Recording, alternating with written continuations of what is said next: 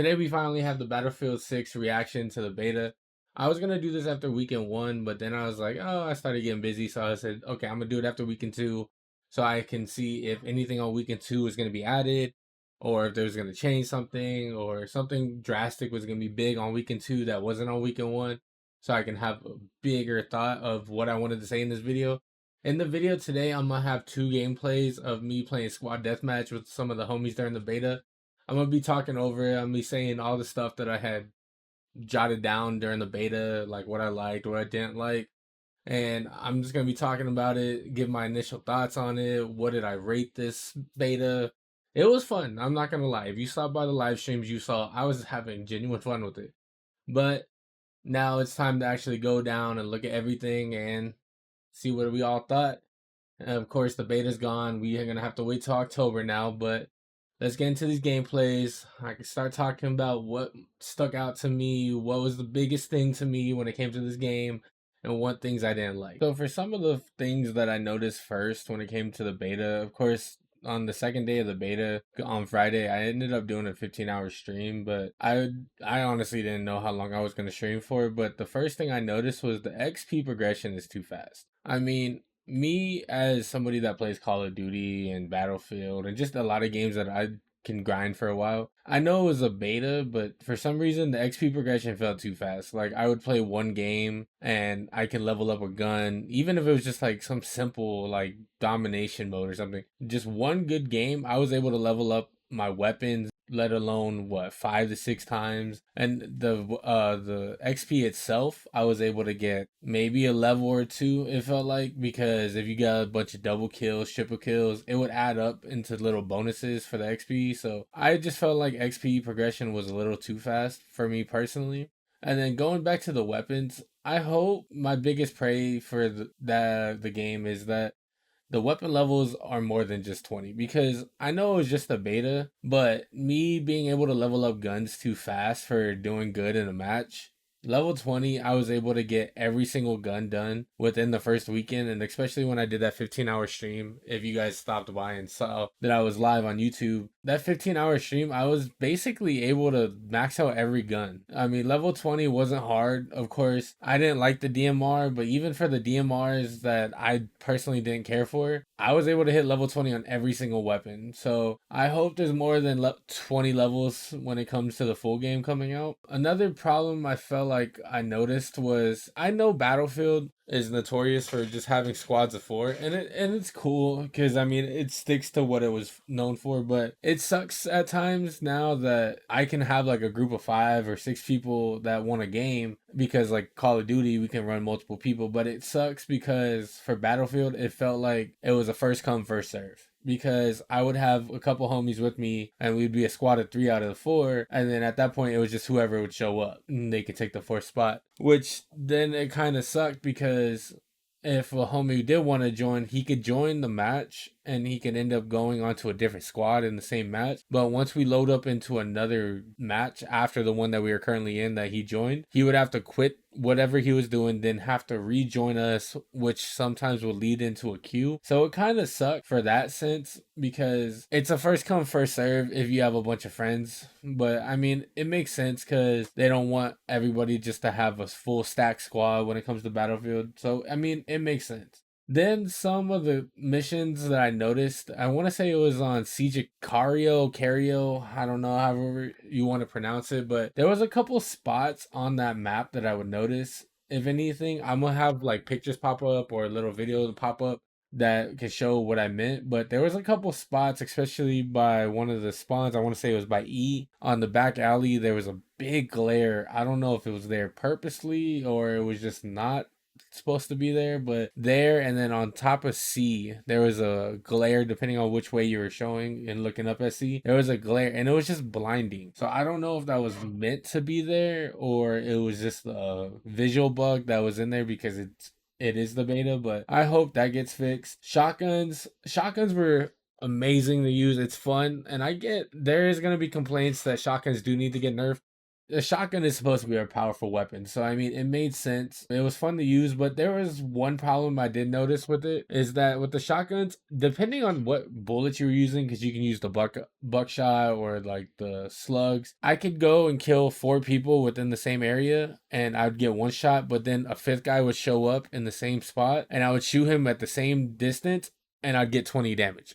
So my only complaint with the shotguns is that there needs to be more consistency on the range of the damage that the shotgun can give, because at times I just felt like it was consistent when you get 2, 3, 4 kills, and then the fifth guy 20 damage, and it was the same distance, you shot him in the same area, but for some reason it just didn't want to give you the kill. So that's one issue I feel like needs to be fixed. Playing domination with the assault class, and this is what I said during the trailer when the multiplayer was being revealed. The assault class I knew be taken advantage of in some sense, because the grenade launcher on, I want to say it was Liberation Peak domination, I get destruction's back and I love destruction being back, but there's a point that I feel like it was just a little too much, that everybody was using the grenade launchers and their RPGs and just blew up every building on a domination match of Liberation Peak. The whole thing for the rest of the match was literally, it was just crumble everywhere. So I mean, there was no building. I get the destruction's back and I've been wanting that, but I feel like it kind of killed the whole mode after that. King of the Hill is a fun game mode,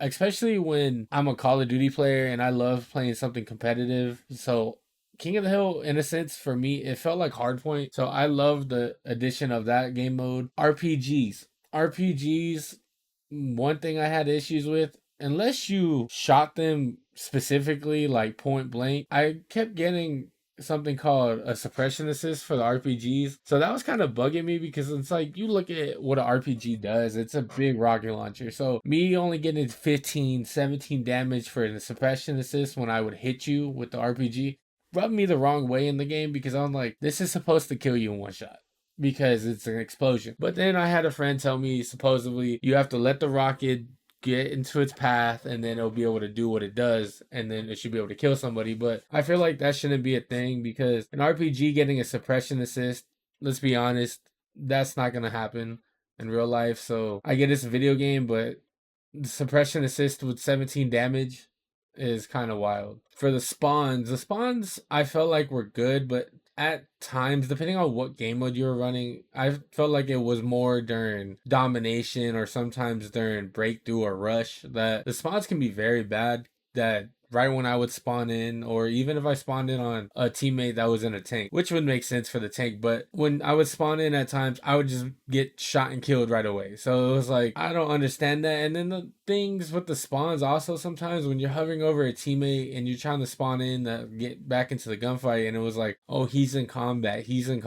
But when you're watching him, he's literally standing around a corner, not dealing with anybody. So that was annoying. The crouch running was actually kind of fun to use. If you guys know The Incredibles, if you remember the character, I want to say her name was Edna Mo. That's how it felt doing the crouch running, which I actually enjoyed doing it, because I just kept saying it was Edna Mo, just doing that around the map. So that was funny. Speaking of running, I wish that there was a setting in the game. I don't know if I maybe missed it, but that you could turn on auto attack sprint, which just like in Call of Duty, I can just push the left stick up and just run without having to click the left stick down, because I feel like in the past playing Call of Duties or Battlefields, having to constantly click down and run, I would wear out my left analog stick and I would have to go and buy another one because it would start getting stick drift. So it was one of those things that I wish that was in the game. I don't know if it was a setting, if I missed it. If it was, please let me know in the comments down below, but I wish that was one thing. Another thing with the movement,